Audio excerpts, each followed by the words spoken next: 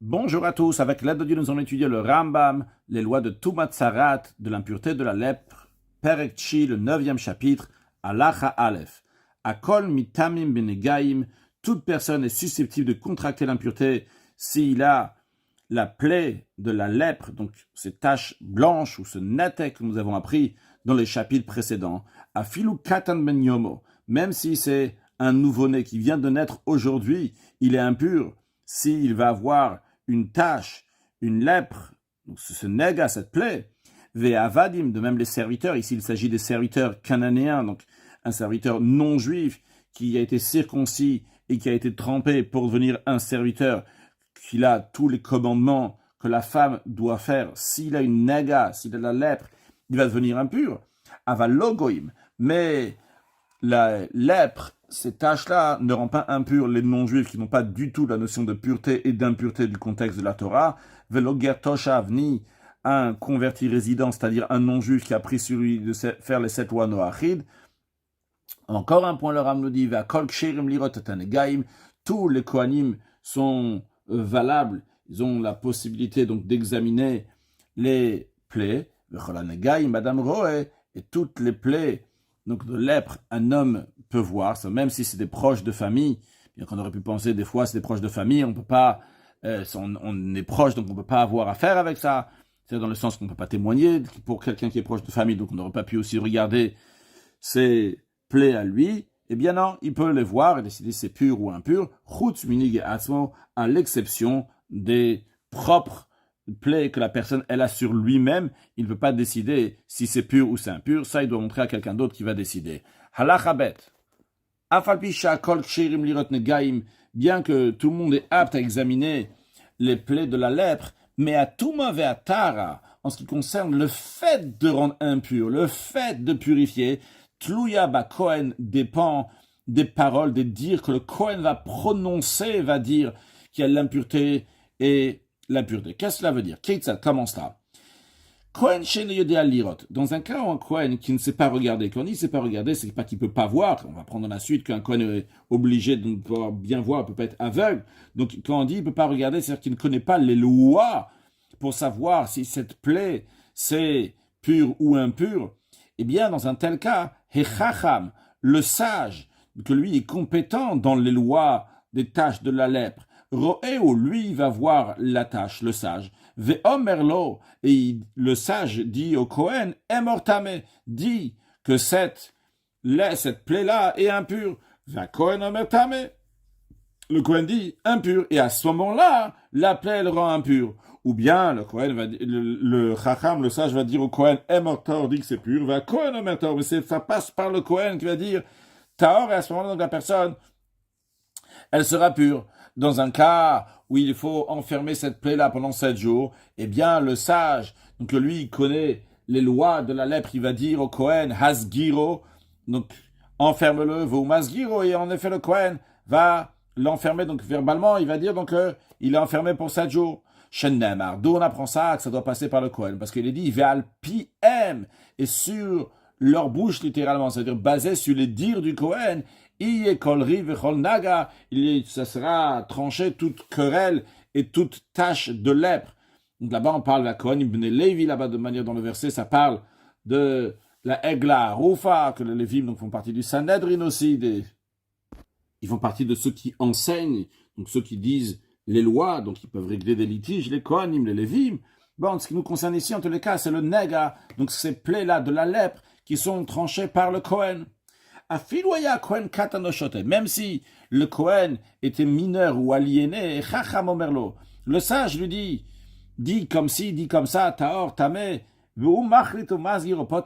et c'est le Kohen, lui, par sa bouche, par sa force, qui va confirmer cette personne lépreuse, ou bien qui va enfermer, ou bien qui va le purifier. Mais, dans quel cas ça s'applique, que chaque Kohen, il peut voir les plaies, même s'il est ou aliéné, c'est lui qui va dire Bishaya Kohen Somech al Livrei Chacham. C'est si le Kohen il s'en remet aux paroles du sage.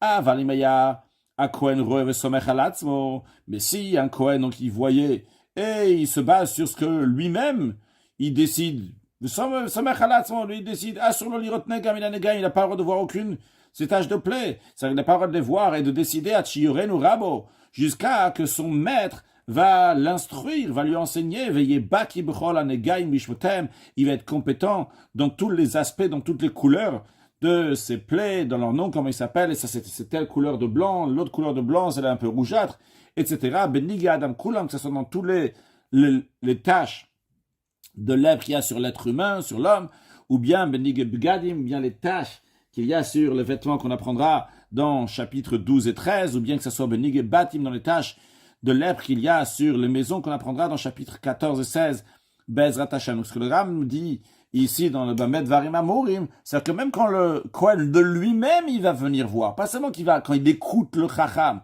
quand lui-même il vient voir, il doit être instruit avant pour pouvoir voir. C'est-à-dire qu'il a appris les lois de la lèpre. Halacha Gimel, maintenant dans un cas que Kohen Shetim et Tatar, le Kohen a rendu impur, donc une lèpre qui était pure, et lui il a rendu impur, il a dit que c'est impur, Tier et Tatam, ou à l'inverse, qu'il a purifié alors que c'était impur, le Asakloum, il n'a rien fait, c'est-à-dire le fait qu'il a dit, ça n'a pas changé le statut de la personne. Pourquoi? Parce que la Torah dit, Tameu, vetis-moi, Kohen, il est impur, et le Kohen va le rendre impur. Donc, uniquement s'il est impur, le Kohen peut le rendre impur en disant impur. Ou bien la Torah dit, Taoru, vetiara, Kohen, qu'il est pur, et c'est pour ça que le Kohen va le rendre pur. Donc, quand il est pur, le Kohen le rend pur, ça marche. Si c'est pas le cas, ça marche pas. Ou me tsor achenir pas.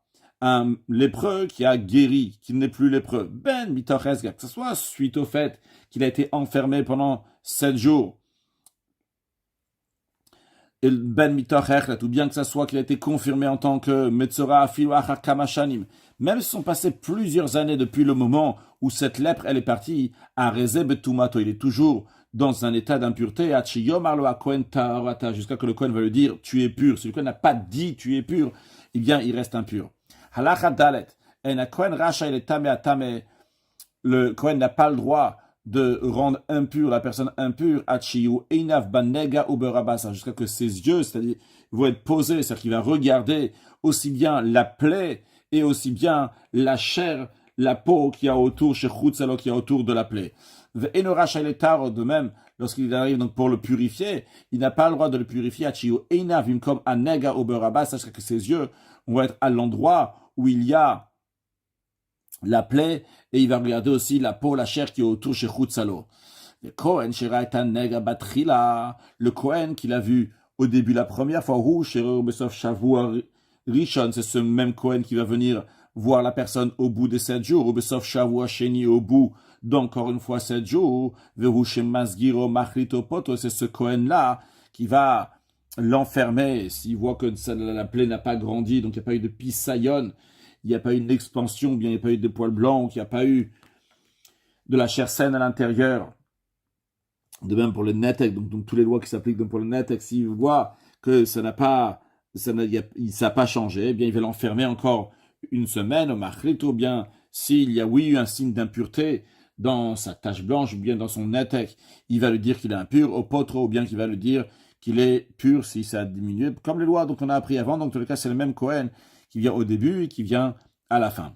Maintenant, Kohen Sheraotri, là, c'est le Kohen qui l'a vu au début, il est mort. Bien qu'il est malade, il ne peut pas revenir voir la tâche. Dans ce cas-là, un autre Kohen va venir. Mais il y a quand même quelque chose qui est différent quand c'est le même Kohen et un autre Kohen. Que le deuxième Kohen ne peut pas rendre impur cette personne-là pour une expansion de la tâche. En effet, le seul qui sait si la tâche il a une expansion ou pas, c'est uniquement le premier Kohen. Mais le deuxième Kohen, il n'a pas vu la tâche avant pour savoir maintenant s'il y a une expansion ou pas.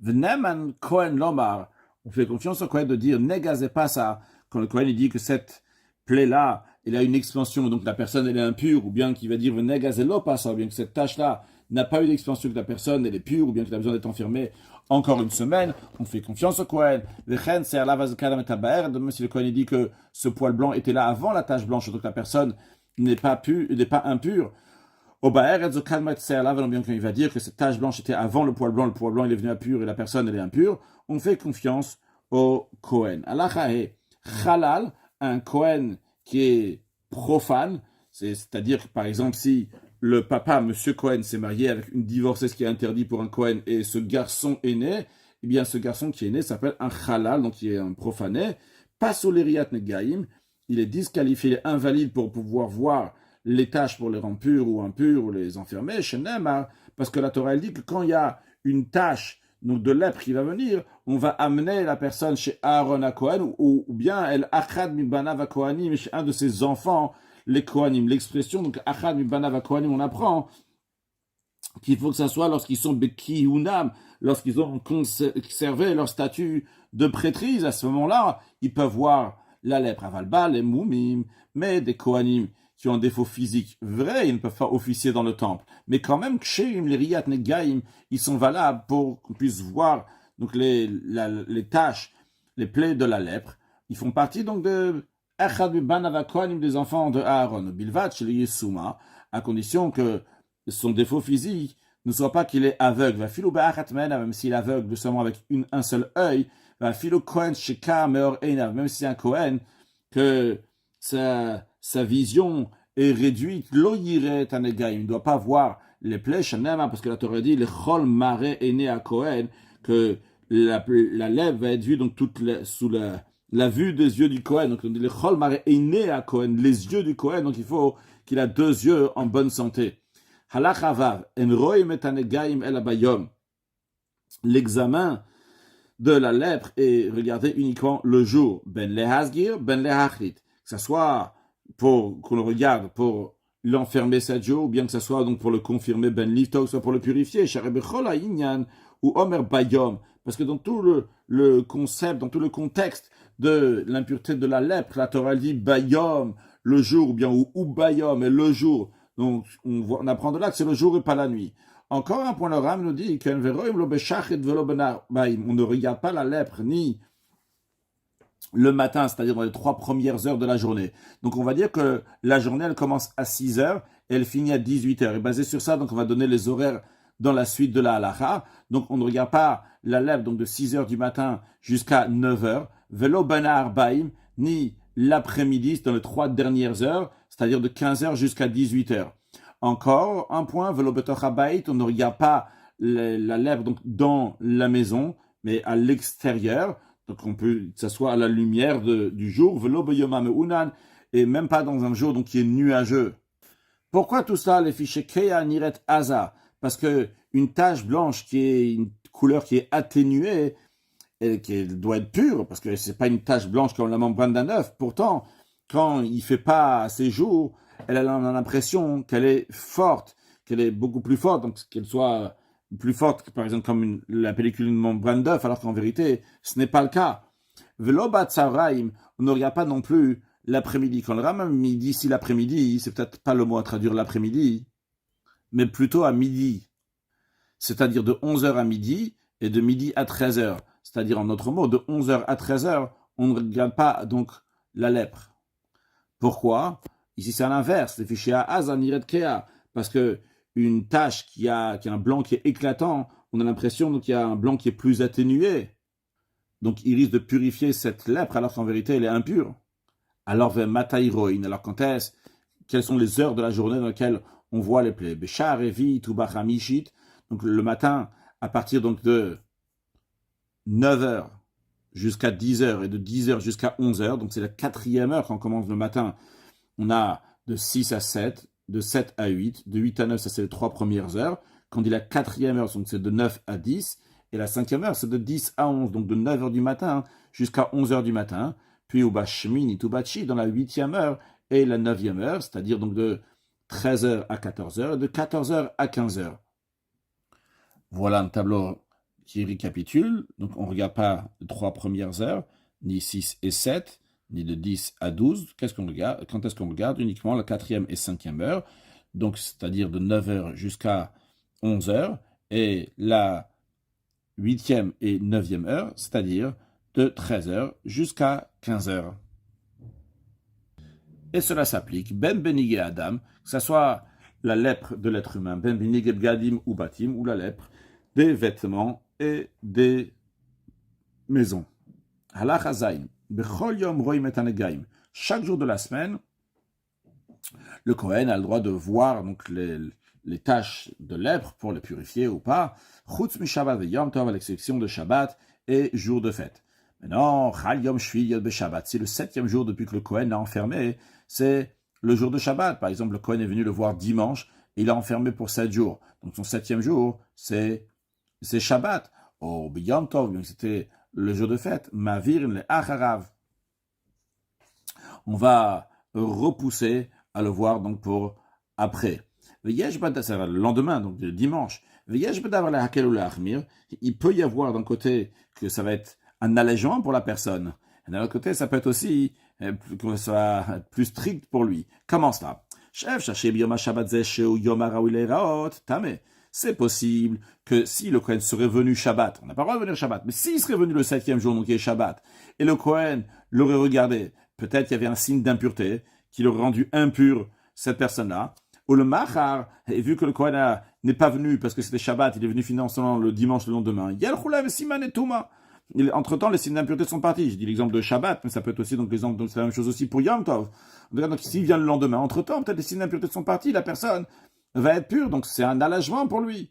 D'un autre côté, ça peut être aussi qu'on est plus strict sur lui, parce que parce que c'est possible que le jour de Shabbat, ou le jour de Yom Tov, il est pur, ou le Machar, le lendemain, lorsque le Kohen va venir le voir, il va le Dolosiman et tout, mais entre-temps, il a eu des signes d'impureté qui sont nés, qui sont arrivés sur sa tâche de lèpre, qui le rendent impur aujourd'hui. Et la règle est que le Kohen, il va juger la personne pure ou impure en fonction de ce qu'il voit, et en l'occurrence, donc c'est après le Shabbat, après le jour de fête. Un chatan, donc un jeune marié, et il a les 7 jours de festin qui suivent son mariage, et il a eu une nega, il a eu une tâche, il doit aller chez le Kohen. Alors en général, le tribunal, il va forcer la personne à aller voir le Kohen dès qu'il y a cette tâche-là. Eh bien, pour le Khatan, on ne va pas le forcer. On lui laisse donc les 7 jours de festin qui suivent son mariage, et seulement après, il va montrer la plaie au Kohen. De même, si c'est pas sur le Khatan lui-même, mais c'est sur ses vêtements, bien dans sa maison. Le Kohen regardera ces tâches-là uniquement après les 7 jours de festin. Vechen, il en est de même, pas seulement pour un khatan, pour un jeune marié, mais aussi pour Baregel, pendant la fête de Pesach, la fête de Sukkot, la fête de Shavuot, que si quelqu'un, il a eu une tâche, donc sur lui, sur ses vêtements, sur sa maison, le tribunal ne va pas le forcer à aller voir le Kohen tout de suite. Mais notre on lui donne, on le fait attendre donc tous les jours de la fête. Chez Namar, d'où on apprend ça? Parce que la Torah, elle dit, à propos des taches de lèpre qu'il y a sur les maisons, Vetsiva Kohen ou Finu Tabaït, que le Kohen ordonnera, et ils vont vider la maison. Pourquoi la Torah dit que le Kohen va dire de vider la maison avant que le Kohen examine la maison pour voir si elle est impure ou pas? Parce que dans la maison, il peut y avoir des objets. Et s'il y a des objets, en général c'est le cas dans toutes les maisons qu'il y a des objets, et les objets vont devenir impurs. Dans les objets qui sont impurs, il y a certains que quand ils sont impurs, après, on peut les tremper dans un bain rituel, les immerger, et par cela, ils vont devenir purs. Et certains, qu'ils vont rester impurs toujours parce qu'il n'y a pas de solution de les tremper dans le bain rituel s'ils vont devenir impurs. Mais on voit que quoi? Que la Torah, elle dit, Fino Tabaït, le Kohen dit, enlevez tout ce qu'il y a à la maison pour pas que les choses vont devenir impures. Donc on voit ici que Imimtina Torah, les Divra Arshut, si déjà la Torah, elle a attendu, elle a fait attendre le Kohen de rendre impure la maison pour des choses facultatives. C'est quoi ces choses facultatives chez le Itam ou Keilav? Pour que ces ustensiles de cette personne-là vont pas devenir impurs. Il n'y a aucune mitzvah ici dans cela. Il y a uniquement le fait qu'après, il va devoir se fatiguer pour les purifier, ou bien que peut-être il va perdre certains ustensiles parce que il pourra pas les tremper dans le bain rituel. C'est déjà la Torah dit d'attendre pour cela. Kalvachomer, l'idvar mitzvah, à plus forte raison, lorsqu'il s'agit donc d'une mitzvah, qui donc de réjouir le khatan, ou bien la mitzvah donc de se réjouir lors de la fête, que la personne ne va pas être joyeuse si la personne elle est impure, si elle doit être à l'écart de tout le monde pendant la fête. Donc c'est la raison pour laquelle on apprend qu'on attend jusqu'à après la fête, ou bien après la fête, soit pour le khatan, sa fête, ou bien la fête de Pesach, Shavuot et Sukkot. Halachatet en masgirin velo machlitin velo potrin ela beyom sheireh bo katrila o bishvi o beyom shlosha asar. Alors, le Rav nous dit que tout ce qu'on fait avec cette personne-là, la personne qui a la lèpre, c'est tout ce qu'on peut faire, que ça soit donc enfermé pour 7 jours, ça soit pour le confirmer, mais sera tout de suite, ou bien ça pour le purifier, on le fait uniquement le jour où le Kohen va le voir. Parce que le jour que le Kohen va le voir, c'est quand il se présente chez le Kohen, ou bien le 7e jour après la première fois qu'il s'est présenté chez le Kohen, ou bien le 13e jour qui se présente après, donc c'est le 13e jour qu'on va voir dans un instant, donc c'est la 2e semaine, au bout de la 2e semaine, quand il s'agit donc des plaies de lèpre qu'on enferme pour 2 semaines. Car en effet, on apprendra dans chapitre 15, quand ce qui concerne les maisons, il peut y avoir encore une 3e semaine. En tous les cas, le principe que le Ram veut nous dire, c'est que c'est uniquement donc ces jours-là que le Kohen va rendre impur. Il ne va pas passer au milieu des 7 jours pour voir ce qui se passe et dire pur ou impur. Et le Ram, avant de continuer, s'arrête sur son explication qui vient de dire ici le 7e et le 13e jour, car quelqu'un pourrait demander a priori, c'est 7e, encore 7 jours, ça fait 14 jours. Alors le Rambam dit, non, il dit, parce que le 7e jour, les minyan shavua rishon, il compte aussi bien pour la première semaine, donc de 7 jours, et aussi le minyan shavua sheni aussi pour le compte de la 2e semaine. Donc, le 7e jour, il est 7e de la première semaine, mais il est premier de la 2e semaine. Donc, le Kohen, s'il a enfermé, il le revoit le 7e jour. S'il l'enferme encore à nouveau, il va le voir donc 7 jours plus tard, avec inclus donc ce jour-là. Ça rentre dans ces 7 jours. Donc, ce sera le 13e jour depuis le début. Bechol hanegaim, mais c'est la règle dans tous les tâches de lèpre, ben nigi adam, donc que ce soit les plaies de lèpre d'un être humain, ben nige begadim ou batim, donc que ce soit ceux des vêtements ou de la maison, juste ceux de la maison, on verra donc il y a 3 semaines, en effet, donc quand il y a 3 semaines, donc il faudra le 13e jour, comptera aussi donc pour 7 jours de la 3e semaine, et donc il reverra le 19e jour. Halach hayud, le principe que nous allons voir, c'est que lorsque quelqu'un il a une tâche, eh bien, le Kohen, il a été masgir, donc il a fermé, c'est un metzora mousgar pour 7 jours, ou bien qu'il a été machlit, donc ce metzora, il est mouchlat, il est confirmé impur, du moment où il est déjà rentré dans un train, entre guillemets, donc de 7 jours, eh bien, s'il va avoir une autre tâche au milieu, eh bien, l'autre tâche, on ne va pas s'occuper de l'autre tâche au milieu de 7 jours, pour dire que c'est la 2e tâche, elle est mouchlat ou elle est mousgar. Non, il n'y a pas, on ne s'occupe pas donc d'une 2e tâche pendant les 7 jours. C'est l'idée donc qu'on voyons ici dans la Chayoud, en masgirim betor yemei hesger. Donc on va pas enfermer, on va pas confiner quelqu'un dans ces jours-là, donc ils sont déjà dans le hesger, dans ces 7 jours-là. Velo machlitini, être marqué, donc confirmer la personne impure, s'il a donc, j'ai oublié de dire qu'on parle s'il a une 2e tâche, betor yemei hesger, dans la période, donc il est déjà confiné, imnolad lo siman hechlet, s'il a eu un signe qui le rend mouchlat, qui le rend metzora mouchlat, donc confirmé, on ne va pas le rendre mouchlat, on ne va pas le rendre metzora confirmé pour la 2e tâche, s'il est déjà dans le hesger, dans son confinement. Le machlitin est un mouchlat, ni on va confirmer celui qui est confirmé, imnolad nega acher, s'il a eu une autre tâche, que l'autre tâche aussi peut rendre cette personne-là mouchlat, confirmé metzora. On ne s'occupe pas de la 2e tâche, le masgirin auto, ni on va enfermer, confiner cette personne donc pour la 2e tâche, plutôt qu'il mechaluto pendant les jours qu'il est déjà metzora confirmé. Imnolado nega acher, s'il a une autre tâche, c'est Raoul Asgir, qui est apte à le mettre en confinement. Aval imayu bosh nenegaim, s'il avait 2 tâches, si le Kohen n'a pas encore déclaré quoi que ce soit, ni de hesger, ni de hechlet, ni que la personne elle est impure, ni que la personne doit être enfermée pour 7 jours, il n'a rien dit. Veraze, le Kohen voit la première tâche. Vechaza veraze, puis il regarde la 2e tâche. Arezemut arlo, il a le droit de lui dire, le Kohen, en même temps il lui dit, écoute, areata mousgar basé, pour la première tâche, tu es mousgar, tu es confiné. Et pour la 2e tâche, ou mouchlat basé, tu es confirmé metzora, ou bien, qui peut lui dire, dans le cas inverse, il peut dire la première tâche de mouchlat basé, ou mousgar basé, c'est la première tâche qui te rend confirmé metzora, et la 2e tâche, qui fait que tu vas devoir être confiné, ben batrila. Le Kohen peut faire ça aussi bien, donc la première fois que la personne se présente chez lui, ben besov shavua rishon, que ce soit à la fin de la première semaine, ben besov shavua sheni, ou bien que ce soit à la fin de la 2e semaine. Ven roim shnen gaim ke'achat, on n'a pas le droit de regarder, le Kohen n'a pas le droit de regarder examiner les deux plaies en même temps, au même instant. Il a le droit de regarder l'une après l'autre de la même personne, ou deux personnes différentes, ben Mishneh Anashim, que ce soit dans deux personnes, il ne peut pas examiner les deux en même temps, ben Ishechal, bien que ce soit une personne, Shenamar, parce qu'il est livré à Cohen et un nègre, que le Cohen va voir, va regarder cette tâche-là, donc une par une. Allah Hayud Dalef. Nagua Sheba la Cohen Liroto. Quelqu'un donc qui a la tâche lépreuse, qui vient chez le Cohen pour que le Cohen va le voir. Le Yomar Lolech Vachou, le Cohen ne doit pas lui dire, va-t'en et reviens plus tard. Elle a Niska Klomiyad, il s'occupe de lui tout de suite. Bao le Fanav Shnaim, si deux personnes se sont présentées devant le Cohen, Ro et Tarishan, le Cohen va regarder la première personne qui est venue en premier et il s'occupe de lui, il lui dit qui c'est Masgiro, est-ce que il doit se confiner pour 7 jours au potre ou bien qui lui dit qu'il est pur au Machrit ou bien qui lui dit qu'il est impur.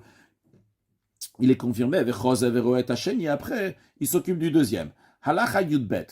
Lorsque le Cohen va regarder, est-ce qu'il a besoin de chercher, d'examiner dans des endroits qui sont appelés des bêtes astarim, des endroits, donc des lieux qui sont cachés dans la personne, sous les aisselles, etc., ou pas? Alors justement, c'est de ça qu'on va parler dans Halacha Yudbet. Le Cohen n'a pas besoin d'examiner le dessous des aisselles de la personne atteinte d'une plaie de lèpre. Imaginons que quelqu'un il a une plaie de lèpre pas loin des aisselles, il va lui dire on va regarder en dessous l'aisselle jusqu'à où ça va, est-ce qu'en tout donc il y aura la quantité d'inguis, est-ce que là-bas il y a quelque chose? Non, il va pas aller chercher dans les endroits qui sont des bêtes astarim qu'en général ils sont considérés recouverts. Oben parda, ou bien de rechercher entre le testicule, ou bien dans les plis du corps. Il n'a pas besoin de rechercher chez Mayesh Amneg, que peut-être là-bas il y a une tache lépreuse, parce qu'il est dit le Cholmar et Einé à Cohen, suivant toute la vue des yeux du Cohen. C'est parce que le Cohen y voit, donc il regarde la personne. De même aussi pour les lois que nous avons appris pour quelqu'un qui devient entièrement blanc. Le Cohen n'a pas besoin de rechercher sous les aisselles, entre les testicules ou bien dans les plis du corps, dans les endroits qui sont cachés pour voir est-ce que là-bas aussi il est devenu blanc. Maintenant, le Rav nous dit comment la personne se présente, se tient devant le Cohen pour que le Cohen va l'examiner. Alors, Ish, si c'est un homme, ou Nire Arom, il va se présenter nu. Alors, d'après certains, on peut déduire du Rambam dans le Pirush HaMishnah qu'a priori, donc la personne doit se tenir entièrement nue. Mais d'après d'autres explications, c'est pas qu'il doit être entièrement nu. C'est-à-dire que l'endroit où le Kohen va regarder sera nu, mais le principe que nous allons voir dans la suite, c'est combien il va devoir dévoiler des endroits qui sont autour de la plaie. C'est-à-dire, quelqu'un qui a une plaie à côté des parties intimes. Omed, comment il va se tenir? Keoder, comme quelqu'un qui est en train de bêcher le sol. Quand il est en train de bêcher le sol, les pieds, les jambes sont légèrement écartés. Il n'est pas tout droit. S'il prend une bêche, il est en train de bêcher le sol, ses pieds sont un peu écartés. Comme ça, donc le Kohen pourra voir là-bas la tâche d'une telle manière. Donc ce qu'il voit, il voit. Et ce qui n'est pas vu quand il se tient une telle position, le Kohen va pas le rendre impur. S'il a une plaie dans le soupe à soupe, en tous les cas dans l'endroit des aisselles, alors il va se tenir comme si il cueillait des olives. Donc il est en train de lever sa main. Et par cela, ça dévoile une partie des aisselles, mais pas entièrement. Donc ça, c'est si c'était un homme. Mishaï, si c'est une femme qui se tient devant le Kohen, elle, on va l'examiner comme les positions que les femmes vont avoir lorsqu'ils font des travaux de femmes. Nirataruma, donc elle se tient nue, comme on a dit tout à l'heure, donc ça peut être entièrement nu ou bien ça peut être partiellement dans l'endroit où se trouve la plaie. Avec Yoshevet, elle s'assoit comme si qu'elle est en train de faire de la pâte. Donc on peut voir ici, c'est comme ça donc, que les femmes pétrisaient de la pâte. Donc ça, c'est dans un cas, si elle a une tache dans les parties, en tous les cas, autour des parties intimes, eh bien, elle va se mettre comme ça. Donc, certaines parties vont se dévoiler, certaines parties ne vont pas se dévoiler. Donc, ce qui est dévoilé, lorsqu'elle est assise d'une telle manière, le Kohen voit, il va dire si c'est impur ou pas, mais ce qui ne voit pas, ce qui est caché, lorsqu'elle est assise d'une telle manière, eh bien, le Kohen ne va pas chercher pour la rendre impure.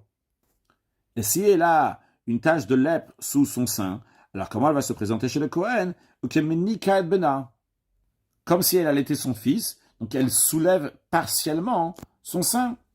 Et si elle a une tache dans la partie, dans l'endroit où il y a les aisselles, elle va se tenir devant le Kohen qui reget ba'omdim, comme si qu'elle tissait avec un métier à tisser vertical, comme on peut voir ici. Donc, c'est-à-dire qu'elle lève partiellement sa main.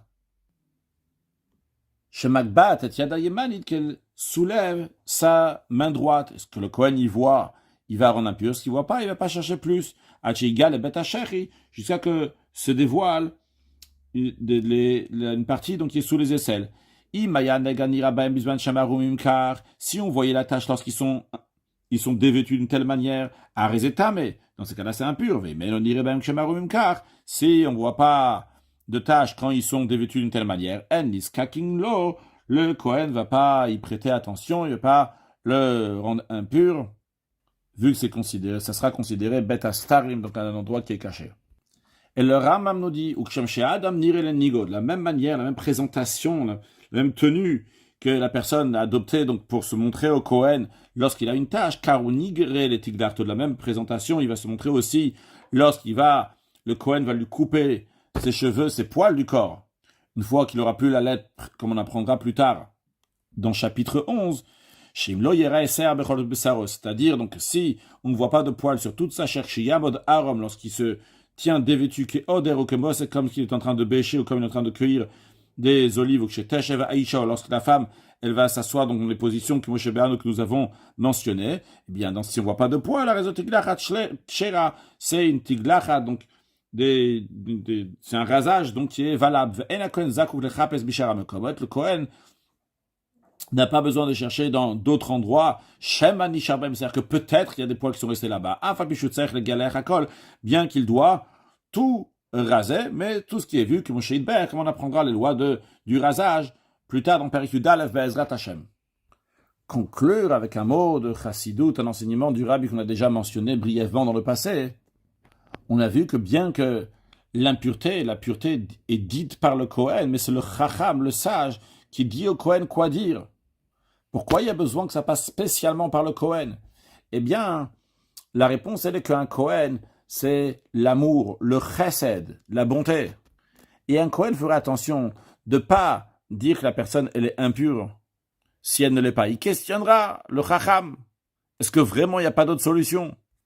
Et l'enseignement pour chacun de nous, même si on est un grand chacham, on est un grand savant, on est sûr et certain, on se dit que l'autre personne, elle est metzora, il est lépreux, qui doit être à l'écart, etc. Il faut bien s'examiner et savoir, est-ce que ça vient du chesed qui est dans nous, est-ce que ça vient du Kohen qui est dans nous, ça vient de la Havat Israël qui est dans nous, est-ce que c'est vraiment basé sur la Torah, ou bien c'est tout simplement parce qu'on n'a pas raffiné nos midot, nos attributs. Si c'est le cas qu'on ne sait pas travailler, eh bien, chas shalom, alors c'est la personne qui dit sur l'autre, qui est le Metzora, c'est lui-même, donc il doit être Badad Yasham Michut Samach Hanem Moshavo. Donc il faut faire très attention de ne jamais mettre des étiquettes sur quelqu'un, surtout quand c'est des étiquettes qui sont impures ou du mal sur l'autre, parce qu'on ne veut pas faire des choses comme ça. On est des Isha Chesed, on est des Chassidim du Rebbe, c'est Isha Chesed. Donc on faut rajouter uniquement dans Avat Israël l'amour du prochain qui nous prépare et qui va faire qu'on va avoir Mashiach Now. Une excellente journée.